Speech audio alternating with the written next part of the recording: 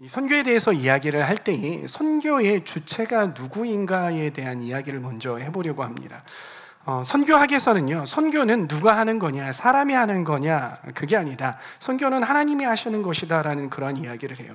왜 그러냐? 그것은 하나님께서 잃어버린 영혼들을 향하여서 끊임없이 찾아 나서시는, 다가오시는 그러한 하나님이시기 때문이다라는 것이에요. 그리고 하나님이 가심과 동시에 또 하나님의 사람들을 그 잃어버린 영혼들에게 계속해서 보내시기 때문에 그 보내시는 주체가 누구시냐? 바로 하나님이시다. 하나님이시기 때문에 선교의 주체는 누구다? 하나님이시다. 그렇기에 선교를 이야기를 할 때 선교는 하나님의 선교다라고 이야기를 한다라는 것입니다. 그런데 우리가 한 가지 가져야 할 질문은 무엇이냐면, 그럼 하나님이 이 선교의 주체이시고 또 하나님께서 하시는 선교인데 그 하나님께서는 왜 선교를 하시는가?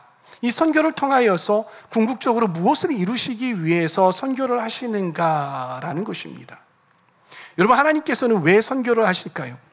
그것은 하나님께서 과연 하나님의 사람들을 많이 늘려서 하나님 나라를 풍성하게 해서 세를 확장해서 나 이런 신이야 라고 자신을 과시하기 위해서 하나님께서 선교하시느냐라는 것입니다. 그런 게 아니라는 것이에요. 우리가 성경을 읽어보면은요, 하나님께서 왜 선교하시는 하나님이신지, 그리고 왜 선교를 행하시고 계시는지 그 목적을 쉽게 알 수 있습니다. 제가 어느 날 성경을 읽다가 놀란 적이 있습니다. 그것은 왜 그러냐면요, 성경에서 끊임없이 하나님께서 말씀하시는 그 말씀이 있었기 때문이에요. 끊임없이 하나님께서 이 창세기서부터 요한계시록까지 계속해서 말씀하시고 강조하시는 것이 있어요. 그런데 우리는요, 이 성경을 읽어가면서 그 강조하시는 말씀을, 그 강조하시는 그 문장을 너무나도 놓치고 있다라는 생각을 했었어요. 그러면서 하나님께서 궁극적으로 원하시는 것, 하나님께서 선교를 통해서, 아니면 하나님께서 하시는 어떤 사역들, 궁극적으로 하고자 하시는 것이 이것이구나라는 것을 깨달았습니다. 그것이 무엇이냐면요, 우리가 성경을 읽어가 보면 계속해서 반복이 되는 것이 있는데, 그것은 무엇이냐면 하나님께서 하시는 말씀이 내가 너희와 항상 함께 있겠다라는 말씀이에요. 어떤 말씀이라고요? 내가 항상 너희와 함께 있겠다라는 말씀이라는 것입니다. 구속사적인 측면에서 보면은요, 이 복음이란 무엇인가? 당신이 구원받았습니까? 어떻게 구원받았습니까? 구원받은 상태가 무엇입니까? 라는 이야기를 할 때요, 십자가 사건만 이야기하고 끝나는 경우가 많아요. 구원이 무엇입니까? 당신은 어떻게 구원받았습니까? 라고 이야기를 할 때, 네, 예수님께서 저를 위해서 이 땅 가운데 오셔서 십자가를 못 박혀 죽으심으로 말미암아 나의 죄가 모두 사해졌고 그로 말미암아 저는 구원받았습니다. 저는 그 사실을 믿기 때문에 구원받았습니다. 여기까지만 알고 있다라는 것이에요. 우리가 여기까지만 알고 있다면요, 우리는 복음을 반쪽짜리만 알고 있는 것입니다. 하나님의 복음은요, 이 십자가가 정점이고 이 십자가가 마침표이기는 하지만은요, 이 하나님의 복음은, 하나님의 이 구원의 역사는요, 창세기 때부터 계속 이어져 오고 있다라는 사실을 여러분들 기억해 주셨으면 좋겠습니다. 그런 의미에서 하나님께서 왜 우리에게 이렇게 다가오시는가, 왜 우리를 선교하시는가를 봤을 때 그것은 우리와 함께 하기 위함이다라는 것입니다. 성경을 보면은요, 정말 간단하게 성경을 보면 창세기에 이 하나님께서 인간들을 창조하셨잖아요. 그 창조하신 목적이 무엇입니까? 우리와 함께 하시기 위해서 우리를 창조하셨죠. 그러나 죄로 말미암아 우리는 더 이상 하나님과 함께 할 수 없었어요. 하나님과 갈라설 수밖에 없었던 것입니다. 그러나 하나님께서 거기서 멈추시지 아니하시고 계속해서 인간들에게 다가오셨어요. 그리고 하나님의 사람들을 계속해서 보내오셨어요. 왜? 우리와 함께 하시기 위해서. 근데 그것이 충분하지 못했어요. 그렇기 때문에 하나님께서 어떻게 하셨습니까? 바로 육신의 몸을 입고 이 땅 가운데 오셨어요. 왜? 우리와 함께 하시기 위해. 이걸 보고 성육신이라고 하죠. 그 예수 그리스도께서 십자가에 못 박혀 죽으셨어요. 왜 죽으셨습니까? 우리와 하나님을 함께 하지 못하게 하는 그 죄를 해결하시기 위해서, 결국은 함께 하시기 위해서 십자가에 못 박혀 죽으셨다라는 것입니다. 그 하나님은 영원히 인간들과 함께 하시기 위해서 다시 오시겠노라라고 우리에게 약속을 하고 계시죠.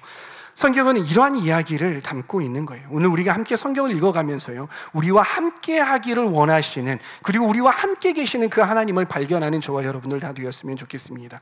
그리고 그토록 우리와 함께 하시기를 원하시는 그 하나님의 선교에 동참할 수 있는 저와 여러분들 다 되시기를 바랍니다.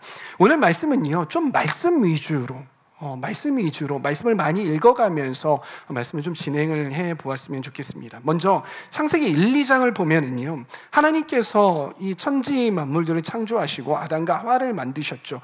그 구절을 함께 보겠습니다. 창세기 1장 26절 말씀을 함께 읽어보도록 하겠습니다. 시작. 말씀하시기를 우리가 우리의 형상을 따라서 우리의 모양대로 사람을 만들자. 그리고 그가 바다의 고기와 공중의 새와 땅 위에 사는 온갖 들짐승과 땅 위를 기어다니는 모든 길짐승을 다스리게 하자 하시고, 여기서 우리가 좀 주목해 봐야 하는 것이 있는데, 그것이 무엇이냐면요, 우리의 모양대로 사람을 만들었다라는 것이에요. 하나님 자신을 지칭을 하실 때에 복수를 사용합니까? 단수를 사용합니까? 복수를 사용하죠. 내가 나의 형상을 따라서 사람을 만들자라고 말씀하셨던 것이 아니라 우리가 우리의 형상대로 사람을 만드셨다라는 거예요. 여기에서 우리가 삼위일체를 알 수 있는 것이에요. 이 삼위일체에 대해서는 나중에 제가 설교를 할게요. 그 부분에 대해서는 좀 지나가고요. 결국은 무엇이냐면 성부, 성자, 성령님이 이 태초부터 늘 함께 하셨어요. 근데 이 세 분은 늘 하나이시죠. 하나이신 것과 같이 늘 그렇게 친밀함으로 함께 하셨다라는 것이에요. 우리의 형상은 무엇이냐면, 우리 하나님께서 우리 하나님의 형상대로 우리를 만드셨는데, 어떻게 만드셨냐면 그 하나님과 늘 함께 하도록 우리를 지으셨다라는 것이 이 말씀을 통해서 우리가 알 수 있는 것이죠. 우리는 하나님과 친밀하게 함께하게 하기 위해서 하나님께서 우리를 창조하셨다라는 것이에요.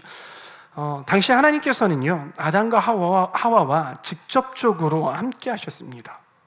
지금은 우리가 성령님과 함께하고 있지만은요, 그때에는 하나님과 얼굴을 맞대고 서로 대화하고 하나님과 앉기도 하고, 그렇게 하나님과 친밀하게 직접적으로 교제했다라는 것입니다. 여러분, 에덴 동산에서 아담과 하와가 하나님과 어떻게 지내셨을지를 여러분들 상상이 되십니까? 저도 잘 상상이 안 갔어요, 결혼하기 전까지는. 근데 결혼해서 아이를 낳으니까요, 하나님께서 제가 아이들과 함께 하듯이 그렇게 함께 하셨다라는 그런 생각이 들더라고요. 제가 집에 들어가면 아이들과 함께 시간을 보내는데, 아이들과 막 손잡고 함께 있기도 하고요. 어젯밤에 제가 설교 준비를 하고 집에 딱 들어갔는데 애들이 안 자요. 거의 10시가 됐는데도 불구하고 안 자고 막 이렇게 노는 거예요. 근데 한결이가 아빠 이리 와봐, 나랑 이거 팽이 돌리기 하자 그러는 거예요. 그러면 막 팽이 돌리기 하고, 그죠? 팽이 돌리기 하고 이겼다! 지가 막 아빠가 봐주는 줄도 모르고 봐주는 줄도 모르고, 이기면 막 이겼다, 내가 드디어 아빠를 이겼어, 막 이렇게 하는 거예요. 아들을 막 져주기도 하고, 져주면 너무 막 기뻐하는 모습이 보니까 제가 어떻습니까? 제가 너무 행복한 거예요. 역시 져주는 맛이야 하면서 막 안아주고, 그 침대에 막 애들을 한결이는 꼭 침대에 올라가려고 하잖아요. 그럼 자기가 올라가기 싫어해요. 그러면 어떻게 하면 아빠 던져줘. 2층 침대에다가 얘를 고이 들어서 침대에다가 던져주는 거예요. 그러면 그걸 또 너무나도 좋아하는 겁니다. 잠을 잘 때 아이들 기도해 주기도 하고요, 들어가서 안아주기도 하고요, 자기가 있었던 일들에 대해서 자꾸 막 이야기를 해요. 그랬어 그래 이제 그만 자자 하는데 계속 아빠하고 이야기하고 싶은 거예요. 그렇게 안아주기도 하고 뽀뽀해주기도 하고, 그렇게 친밀하게 아이들과 지내거든요. 하나님과 우리의 모습이, 아담과 하와의 모습이 그러지 않았을까라는 생각이 들더라고요. 하나님께서 이 천지만물들을 막 창조하셨어요. 이 에덴 동산에서 이 아담과 하와와 손 붙잡고 막 거니는 거예요. 그러면서 하나님께서 자랑하시는 거죠. 봐라, 저거 내가 만들었다? 저거 봐, 널 위해서 만들었어. 우와, 정말 멋있어요. 저거 뭐예요? 근데 내가 이름을 아직 짓지 않았어. 네가 한번 이름을 줘볼래? 우와, 그래요? 제가 이름 지어도 돼요? 그럼 널 위한 거야. 널 위한 거니까 네가 한번 이름을 지어봐. 그러는 거예요. 그러면 막 이렇게 거닐다가 막 코가 막 긴 거야. 막 귀가 막 이렇고 막 큰 거야. 우와, 저거 뭐지? 네가 한번 이름을 지어봐. 저거 코가 이렇게 기니까 코끼리라고 해볼까요? 코끼리. 그래, 코가 기니까 코끼리. 너 너무 이름 짓는 거 뛰어나다. 미꾸라지가 막 이러는 거야. 저거 뭐예요? 나도 잘 모르겠어. 이름을 아직 안 줬어. 네가 한번 줘봐.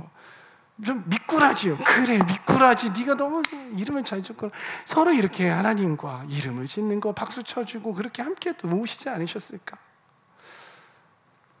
나무 뒤에 가서 숨는 거야. 하나님 날 잡아봐라 하는 거죠. 하나님 날 잡아보세요. 그래, 하나님이 하나, 둘, 셋, 넷 이렇게 하는 거예요. 아담과 하고 막 뒤에 가가지고 나무 뒤에 가지고 숨고 막 이러는 거예요. 하나님께서 어디 있는지 다 보이실까요? 안 보이실까요? 다 보이셔요. 어디 숨었을지 뻔하지. 그런데도 불구하고 어딨지? 얘들아 어디 있니? 시원이하고 숨바꼭질을 하면 이 아이들은요, 자기가 머리만 쳐박고 있으면 자기가 안 보이는 줄 알아. 자기가 눈 감고 있으면 자기가 안 보이는 줄 알거든요. 그래서 숨바꼭질 하자고 해가지고 숨어봐 그러면은 막 가가지고 막 우왕좌왕 하다가 자기 그 침대에 가가지고 이불로 머리를 가리고서는 이러고 나 없대요. 그러면 엉덩이만 이렇게 보이는 거야. 머리만 안 보이고 엉덩이만 보이는 거죠. 그러면 어디 있는지 모르겠네 이러면서 아담과 하와 하나님께서 그렇게 친밀하게 함께 하시지 않으셨을까? 이렇게 함께 있을 때는요, 아무런 거짓과 숨김이 없습니다. 진실함과 온전한 사랑 안에 거하는 것이죠. 그러나 창세기 3장으로 가보면은요, 인간이 죄를 짓습니다. 죄는 하나님과 인간 사이를 갈라놓게 되는 것이죠. 죄를 지은 인간은요, 하나님과 함께 하려고 하지 않았습니다. 그래서 하나님으로부터 숨으려고 하거든요. 말씀을 함께 볼까요? 창세기 3장 8절 말씀 함께 읽습니다. 시작. 그 남자와 그 아내는 날이 저물고 바람이 서늘할 때에 주 하나님이 동산을 거니시는 소리를 들었다. 남자와 그 아내는 주 하나님의 낯을 피하여서 동산 나무 사이에 숨었다. 이들은 하나님과 함께하는 것이 부담스러워졌습니다. 하나님과 함께하는 것이 힘들어졌어요. 그러니까 하나님이 보지 않는 곳, 하나님의 눈에 띄지 않는 곳으로 숨기 시작을 했던 것이죠. 친밀했던 하나님과의 관계는요, 치명적으로 망가져 버리고 말았습니다. 이전처럼 하나님과 함께 할 수 없게 되었던 것이죠. 급기야 이들은 에덴 동산에서 나가야만 했던 것입니다. 그러나 하나님께서는 이 인간들을 어떻게 하셨습니까? 포기하고 그래, 너네 끝났으니까 나랑 영영 결별하자. 내가 너를 지은 것이 너무나도 후회된다. 너 그냥 멸망해버려라고 그렇게 내버려 두셨습니까? 아니요, 그러시지 않으셨던 거예요. 다시 함께 하시기 위한 하나님의 계획이 실행이 됩니다. 그래서요, 구약 전체를 보잖아요. 하나님은요, 이 구약 전체를 통해서 하나님은 하나님의 백성과 함께 하시기 위해서 다양한 방식으로 인간들에게 다가오십니다. 그 이야기가 창세기 아브라함 때부터 쭉 나오거든요. 아니, 그 이전부터 쭉 나와요. 이 아담과 하와가 에덴 동산으로부터 킥아웃 되었을 때, 그런 쫓겨났을 때부터, 그때부터 하나님의 계획이 계속해서 진행이 되는데, 대표적인 인물들만 좀 꼽아서 이야기를 해보려고 해요. 먼저 아브라함 보겠습니다. 창세기 17장 7절 말씀을 함께 읽도록 하겠습니다. 시작.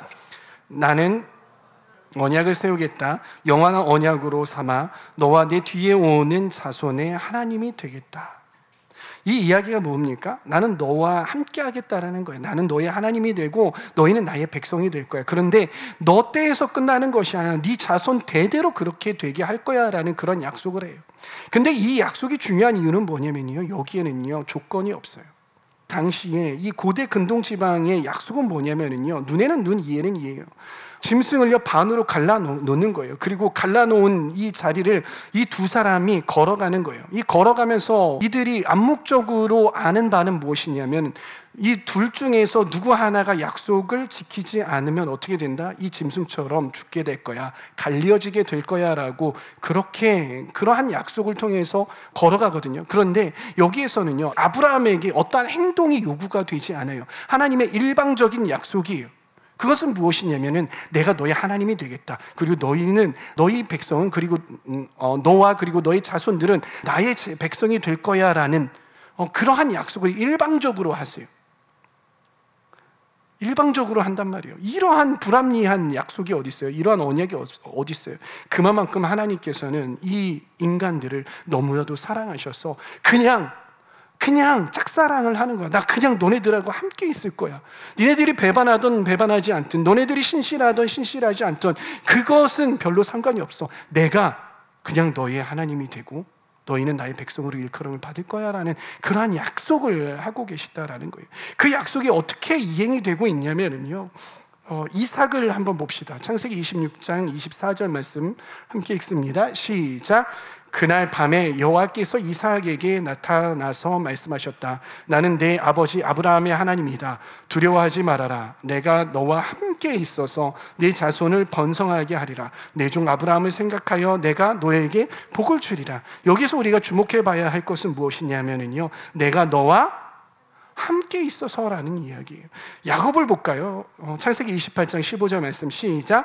내가 너와 함께 있으니 네가 어디로 가든지 너를 지켜주겠다. 내가 너를 이 땅으로 다시 데리고 오겠다. 내가 네게 약속한 것을 다 이루기까지 너를 떠나지 않겠다. 여기서 우리가 지켜볼 바는 뭐냐면 내가 너와 함께 있다라고 말씀을 하시고, 그리고 맨 뒤에 뭐예요? 너를 떠나지 않겠다라고 계속해서 말씀하고 계시는 거예요. 이 구절에 나오지 않지만은요, 요셉 같은 경우에는 뭐라고 하냐면은요, 창세기 39장 2절에서 3절 제가 읽을게요. 주님께서 요셉과 함께 계셨다. 그래서 그는 형통한 사람이 되었다라고 이야기를 해요. 이 창세기에 나오는 이 모든 족장들과 그리고 요셉에 이르기까지 하나님께서는 신실하게 하나님께서 함께 하시겠다라는 그런 약속들을 이행해 가고 계시고 이들에게 계속해서 확신을 주시는 거예요. 내가 너희와 함께 있다. 그리고 앞으로도 함께 할 거다라고 말씀을 하고 계시다라는 것이에요. 그리고 그 이후에는요, 출애굽기로 한번 넘어가 볼까요? 모세입니다. 출애굽기 3장 12절 말씀 함께 읽습니다. 시작. 하나님께서 대답하셨다. 내가 너와 함께 있을 것이다. 내가 이 백성을 이집트에서 이끌어낸 뒤에 너희가 이 산에서 하나님을 섬길 것이니 이것이 내가 너를 보냈다는 증거가 될 것이다. 뭐라고 말씀하십니까? 내가 너와 함께 있을 것이다 라고 말씀을 하세요. 근데 이뿐입니까? 또 그래요. 여호수아 때, 이 모세의 다음 후계자인 여호수아 때 뭐라고 말씀하시냐면요, 여호수아 1장 5절 말씀 시작.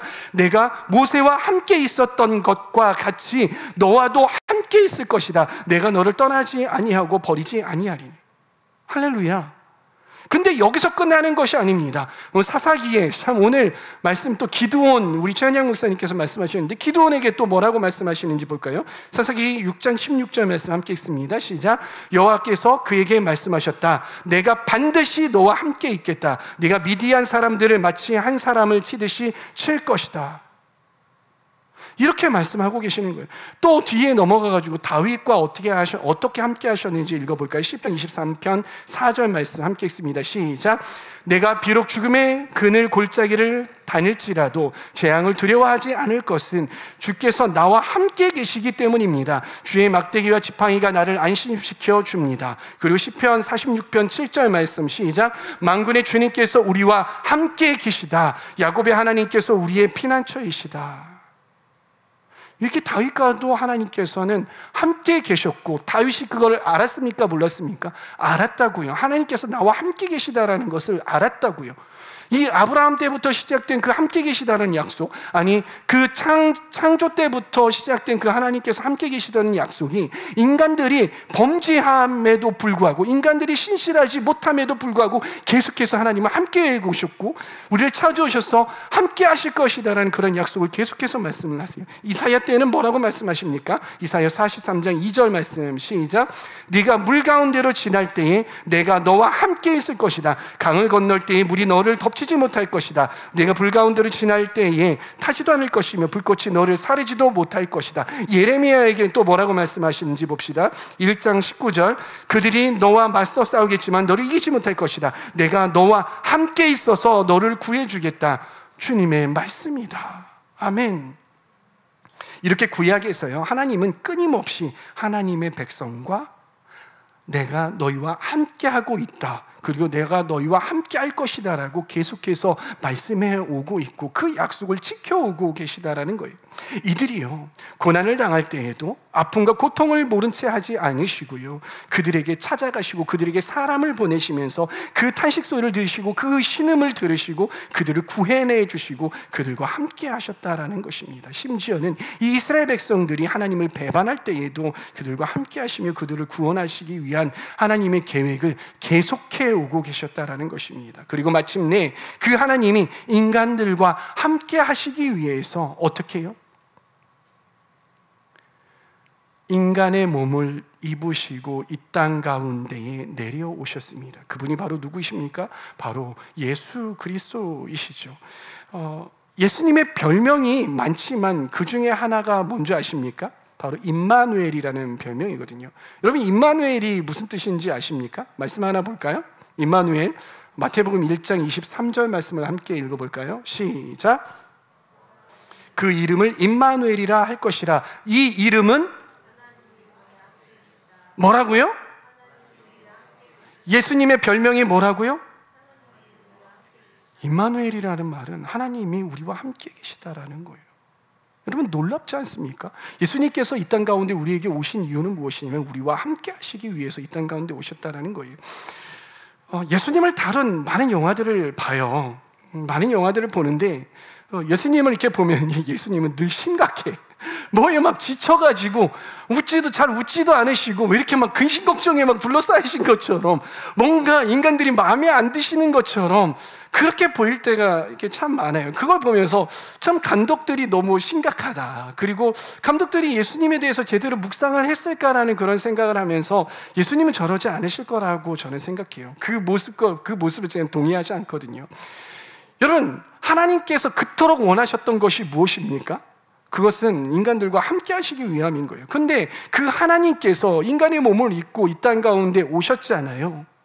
이 땅 가운데 오셨어요. 이 땅 가운데 오셔서 결국은 하나님의 소원을 푸신 거예요. 예를 들어서 롱디하던 그 연인이 롱디해서 자꾸 편지를 쓰고 사람들을 보내고 내가 가는 편에 내가 잘 있다고, 내가 너를 보고 싶다고 그렇게 전해주고라고 그렇게 이야기를 하던 그런 롱디하던 연인들이 드디어 내가 비행기 표를 비싸게 주고서는 그렇게 사고서는 만났어요. 그런데 막 심각한 표정을, 우리는 언젠간 떠날 거야, 내가 이런 희생을 치를 거야, 막 이러면서 막 힘들어합니까? 비행기 표가 얼만데 막 이러면서 힘들어합니까? 아니라고요. 아깝지 않아.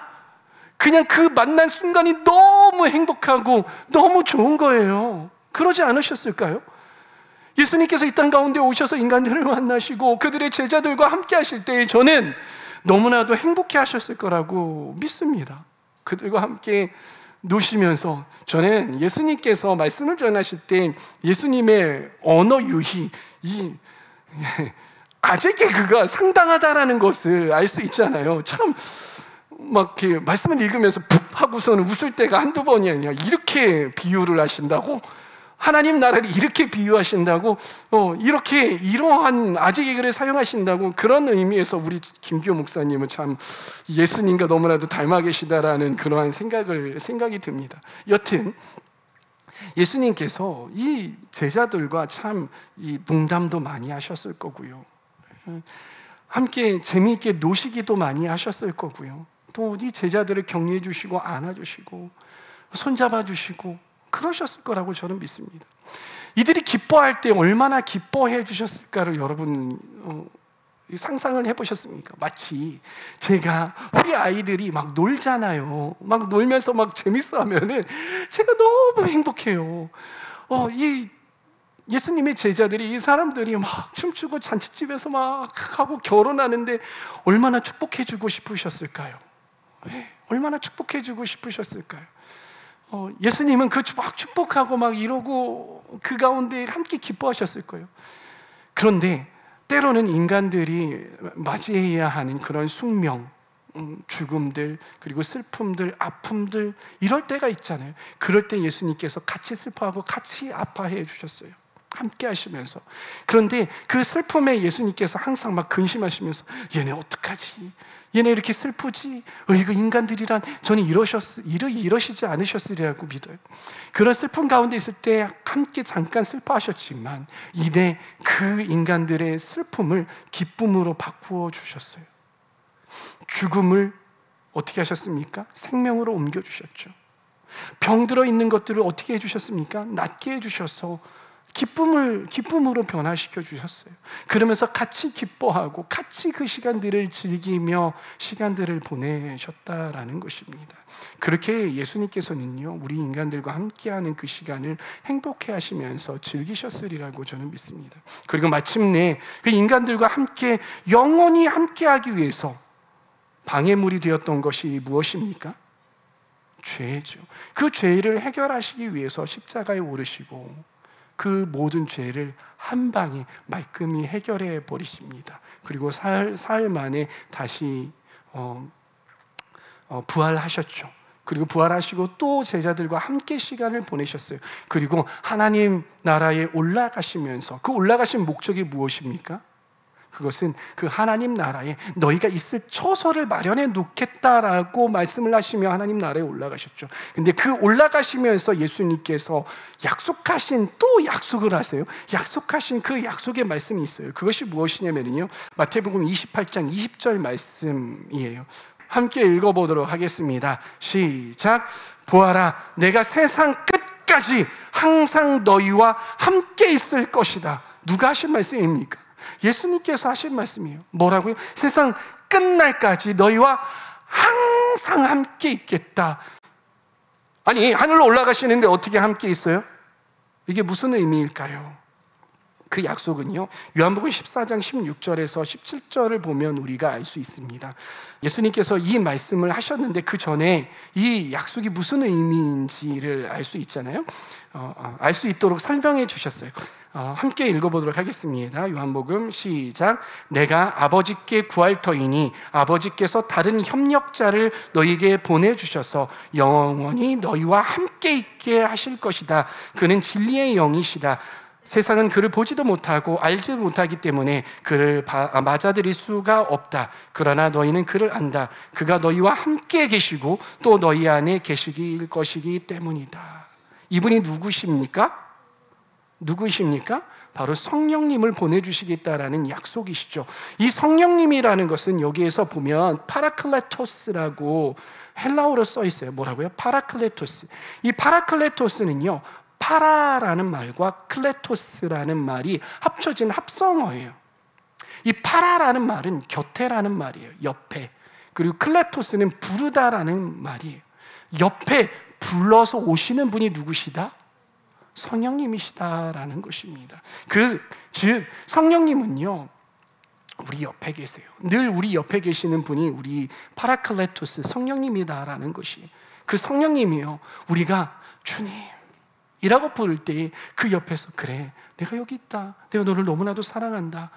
내가 태초 때부터 너와 함께 있겠다라고 약속한 건 내가 여전히 지키고 있다라는 건 너가 알지 않니? 내가 그 약속대로 너와 함께하고 있다라는 거 너 잊지 말아라. 내가 너와 함께 있어서 너를 너무나도 사랑한다라고 옆에서 그렇게 말씀하시는 분이에요. 여러분, 기도 안 나올 때에 마음이 탄식이 있을 때 한번 주님 하고 불러보세요. 그냥 주님 하고 크게 부를 필요도 없어요. 주님 하고 부르고 가만히 기다려보세요. 그러면 그 주님이 정말 우리 마음 가운데 그래, 내가 여기 있다라고 말씀을 하세요. 그 성령님이 우리와 늘 함께 계시다라는 것 여러분 기억하시길 바랍니다. 그리고 그 하나님은요, 함께 하심을 완성하고야 마실 것입니다. 그것은 무엇이냐면요, 요한계시록 21장 3절 말씀을 함께 볼까요? 함께 크게 한번 읽어보도록 하겠습니다. 시작. 하나님 나라가 있잖아요. 그분이 우리에게 다시 오실 때에는 온전한 하나님 나라가 이 땅 가운데 임할 것입니다. 그때에는 우리가 성령님께서 우리 안에 계시잖아요. 보이지도 않고 우리가 느낄 수만 있고 때로는 의심이 드는데 그 하나님은 다시 구름 타시고 이 땅 가운데 예수님은 오시어서 이 땅 가운데 정말 다시 하나님과 얼굴과 얼굴을 맞대고 에덴 동산에서 아담과 하와가 그러야 했듯이 우리가 하나님을 얼굴과 얼굴을 맞대고 또 하나님과 안고 대화하고 또 그렇게 하실 것입니다. 주님께서는 그거를 약속하셨어요. 그때에는요, 하나님께서 함께 하시겠다라는 그 약속을 성취하실 것입니다. 우리는 그 하나님의 약속의 그 성취대로 흘러가고 있는 그 시기에 살고 있다는 사실을 여러분 기억하시길 바랍니다. 이처럼 우리는요, 하나님께서 우리와 함께 하시기 위해서 어떤 계획을 하셨고 그것을 어떻게 이루어가고 계신지 말씀을 통하여서 알 수 있었습니다. 하나님은 우리와 함께 계셔왔고 우리가 그분과 깨져서 함께 할 수 없을 때에는 우리에게 찾아와 주셨던 그러한 하나님이셨습니다. 예수 그리스도를 통해서 하나님은 우리의 관계를 다시 회복시키셨고요, 영원히 함께 하시기 위해서 모든 희생을 감수하셨던, 그리고 감수하고 계시는 그러한 분이십니다. 그 결과 우리는 성령님을 통해서 하나님과 교제를 누리면서 지금 현재 살 수 있는 것이죠. 또한 계시록의 말씀처럼 앞으로 영원히 하나님과 함께 할 날을 소망하면서 살아가는 것입니다. 이제 우리가 남은 것은 무엇입니까? 하나님의 역사가 이렇게 함께 하심의 역사가 성경을 통하여서 역사가 이러하다라는 것을 우리가 알 수 있었잖아요. 주님께서는 우리에게 지금 이 시간 원하시는 바가 무엇일까?